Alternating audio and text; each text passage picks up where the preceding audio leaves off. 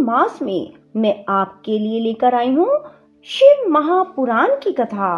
बंधुओं, फागुन मास में भगवान शिव को प्रसन्न करने के लिए रोजाना शिव महापुराण की इस कथा को अवश्य सुने। बंधुओं, फागुन मास में ही यदि आप भगवान शिव की इन कथाओं को रोजाना सच्चे भाव से पूर्ण एकाग्रता से सुनते हैं तो आपकी हर मनोकामना पूरी होगी।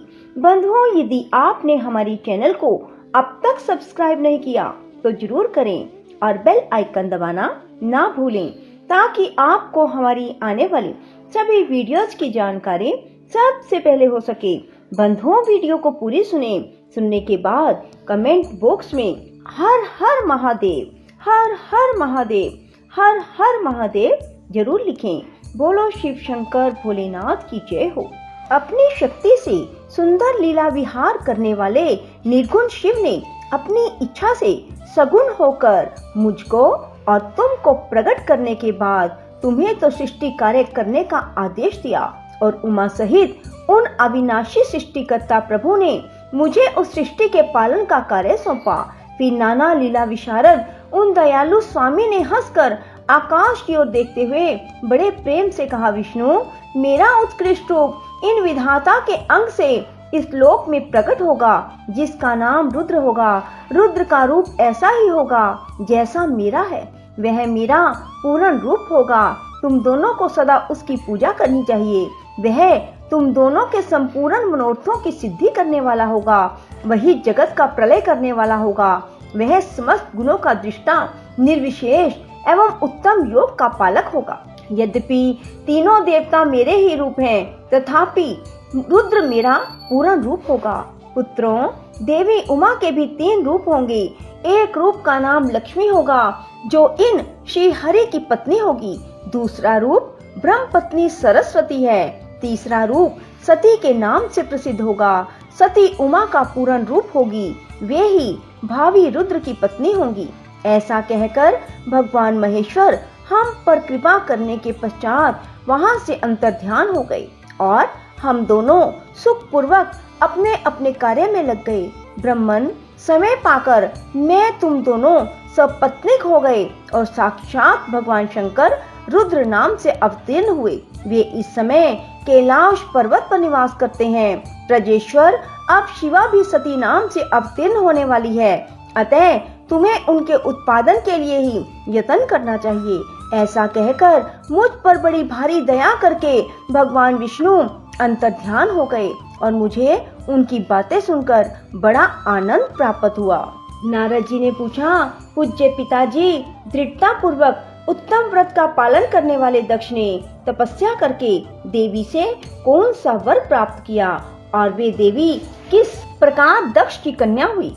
ब्रह्मा जी ने कहा, नारद, तुम धन्य हो। इन सभी मुनियों के साथ भक्ति पूर्वक इस प्रसंग को सुनो। मेरी आज्ञा पाकर उत्तम बुद्धि वाले महाप्रजापति दक्ष ने क्षीर सागर के उत्तर तट पर स्थित हो देवी जगदम्बिका को पुत्री के रूप में प्राप्त करने की इच्छा और उनके प्रत्यक्ष दर्शन की कामना के लिए उन्हें हृदय मंदिर में विराजमान करके तपस्या प्रारंभ की। दक्ष ने मन को संयम में रखकर दृढ़ता पूर्वक कठोर व्रत का पालन करते हुए शौच, संतोष आदि नियमों से युक्त हो 3000 दिव्य वर्षों तक तप किया।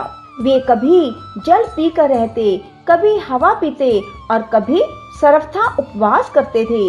भोजन के नाम पर कभी सूखे पत्ते चबा लेते थे। मुनि श्रेष्ठ नारद तदंतर यम नियम आदि से युक्त हो जगदम्बा की पूजा में लगे हुए दक्ष को देवी शिवा ने प्रत्यक्ष दर्शन दिया। जगन्मयी जगदम्बा का प्रत्यक्ष दर्शन पाकर प्रजापति दक्ष ने अपने आप को कृतकृत्य माना। वे कालिका देवी सिंह पर आरूढ़ थी। उनकी अंग कांति श्याम थी। मुख बड़ा ही मनोहर था। वे 4 भुजाओं से युक्त थी और हाथों में वरद, अभय, नील कमल और खड़ग धारण किए हुए थी।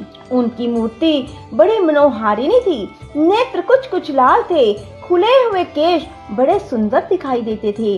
उत्तम प्रभा से प्रकाशित होने वाली उस जगदम्बा को भली भांति प्रणाम करके दक्ष विचित्र वचनावलियों द्वारा उनकी स्तुति करने लगे। दक्ष ने कहा, जगदम्ब, महामाये, जगदीशे, महेश्वरी, आपको नमस्कार है। आपने कृपा करके मुझे अपने स्वरूप का दर्शन कराया है। भगवती आद्य मुझ पर प्रसन्न होइए। शिव रूपिणी प्रसन्न होइए। भक्त वरदायिनी प्रसन्न होइए। जगन्माये, आपको मेरा नमस्कार है। ब्रह्मा जी कहते हैं, मुने, संयत चित्त वाले दक्ष के इस प्रकार स्तुति करने पर महेश्वरी शिवा ने स्वयं ही उनके अभिप्राय को जान लिया, तो भी दक्ष से इस प्रकार कहा, दक्ष, तुम्हारी इस उत्तम भक्ति से मैं बहुत संतुष्ट हूँ। तुम अपना मनोवांछित वर मांगो। तुम्हारे लिए मुझे कुछ भी अदेय नहीं है। जगदम्बा की यह बात सुनकर प्रजापति दक्ष बहुत प्रसन्न हुए और उन शिवा को बारंबार प्रणाम करते हुए बोले। दक्ष ने कहा, जगदम्ब, महामाये, यदि आप मुझे वर देने के लिए उद्यत हैं, तो मेरी बात सुनिए और प्रसन्नता पूर्वक मेरी इच्छा पूर्ण कीजिए। मेरे स्वामी जो भगवान शिव हैं, वे रुद्र नाम धारण करके ब्रह्मा जी के पुत्र रूप से अवतीर्ण हुए हैं। वे परमात्मा शिव के पूर्ण अवतार हैं, परंतु आपका कोई अवतार नहीं हुआ, फिर उनकी पत्नी कौन होगी? अतः शिवे, आप भूतल पर अवतीर्ण होकर उन महेश्वर को अपने रूप लावण्य से मोहित कीजिए। देवी, आपके सिवा दूसरी कोई स्त्री रुद्रदेव को कभी मोहित नहीं कर सकती, इसलिए आप मेरी पुत्री होकर इस समय महादेव की पत्नी होइए। इस प्रकार सुंदर लीला करके आप हर मोहिनी बनिए। देवी, यही मेरे लिए वर है। यह केवल मेरे ही स्वार्थ की बात हो, ऐसा नहीं सोचना चाहिए। इसमें मेरे ही साथ संपूर्ण जगत का भी हित है। ब्रह्मा, विष्णु और शिव में से ब्रह्मा जी की प्रेरणा से मैं यहाँ आया हूँ। जगदम्बिका शिवा हंस पड़ी और मन ही मन भगवान शिव का स्मरण करके यूं बोली। देवी ने कहा, तात प्रजापते दक्ष, मेरी उत्तम बात सुनो। मैं सत्य कहती हूँ, तुम्हारी भक्ति से अत्यंत प्रसन्न हो तुम्हें संपूर्ण मनोवांछित वस्तु देने के लिए उद्यत हूँ। दक्ष, यद्यपि मैं महेश्वरी हूँ, तथापि तुम्हारी भक्ति के अधीन हूँ। तुम्हारी पत्नी के गर्भ से तुम्हारी पुत्री के रूप में अवतीर्ण होंगी, इसमें संशय नहीं है। अनग, मैं अत्यंत दुस्सह तपस्या करके ऐसा प्रयत्न करूंगी जिससे महादेव जी का वर पाकर उनकी पत्नी हो जाऊं। उनके सिवा और किसी उपाय से कार्य सिद्धि नहीं हो सकती, क्योंकि वे भगवान सदाशिव सर्वथा निर्विकार हैं, ब्रह्मा और विष्णु के भी सेव्य हैं, नित्य परिपूर्ण रूप ही हैं। मैं सदा उनकी दासी और प्रिया हूँ। प्रत्येक जन्म में वे नाना रूपधारी शंभु ही मेरे स्वामी होते हैं। भगवान सदाशिव अपने दिए हुए वर के प्रभाव से ब्रह्मा जी की भृगुटी से रुद्र रूप से अवतीर्ण हुए हैं। मैं भी उनके वर से उनकी आज्ञा के अनुसार यहाँ अवतार होंगी। तात, अब तुम अपने घर जाओ। इस कार्य में जो मेरी दूती अथवा सहायिका होगी उसे मैंने जान लिया है। अब शीघ्र ही मैं तुम्हारी पुत्री होकर महादेव जी की पत्नी बनूंगी। दक्ष से यह उत्तम वचन कहकर मन ही मन शिवा की आज्ञा प्राप्त करके देवी शिवा ने शिव के चरणार बिंदों का चिंतन करते हुए फिर कहा, प्रजापते, परंतु मेरा एक प्रण है, उसे तुम्हें सदा मन में रखना चाहिए। मैं उस प्रण को सुना देती हूँ, तुम उसे सत्य समझो, मिथ्या ना मानो।